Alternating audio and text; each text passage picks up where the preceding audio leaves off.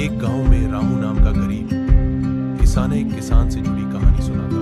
किसान और मेहनत का फल। बहुत समय पहले की बात है। एक छोटे से गांव में रामू नाम का किसान रहता था। उसके पास थोड़ी सी जमीन थी। जमीन बहुत उपजाऊ नहीं थी, लेकिन रामू मेहनती था। हर सुबह सूरज निकलने से पहले वह खेतों में पहुंच जाता और देर शाम तक काम करता। गांव के लोग कहते, इतनी मेहनत से क्या होगा, जमीन तो बंजर है। लेकिन रामू विश्वास से कहता, मेहनत कभी खाली नहीं जाती। रामू ने सबसे पहले खेत की मिट्टी को सुधारने का काम शुरू किया। उसने गोबर से खाद बनाई, तालाब से पानी लाकर खेत को सींचा और धीरे धीरे जमीन की हालत बदली। कुछ महीनों बाद उसने गेहूं बोई। दिन बीतते गए। रामू ने फसल की देखभाल ऐसे की जैसे अपने बच्चों की करता।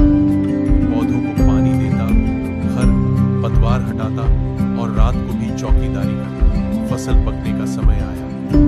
जहां पहले बंजर जमीन थी, अब वहां सुनहरे गेहूं की बालियां लहलहा रही थी। हवा चलती तो खेत सोने की नदी सा चमक उठता। गांव वाले हैरान थे। वे रामू से बोले, हम तो सोचते थे यह जमीन कुछ नहीं देगी, लेकिन तुम्हारी मेहनत ने इसे सोना उगाने लायक बना। रामू मुस्कुराया और बोला, जमीन बंजर नहीं होती, सोच और मेहनत बंजर हो सकती है। उसकी बात सबके दिल को छू गई। उस दिन से गांव के लोग भी मेहनत की ताकत को समझने लगे। क्या आप चाहते हैं कि मैं इसी कहानी को और बच्चों के लिए नैतिक शिक्षा वाली शैली में छोटा और सरल कर दूं? रहता था।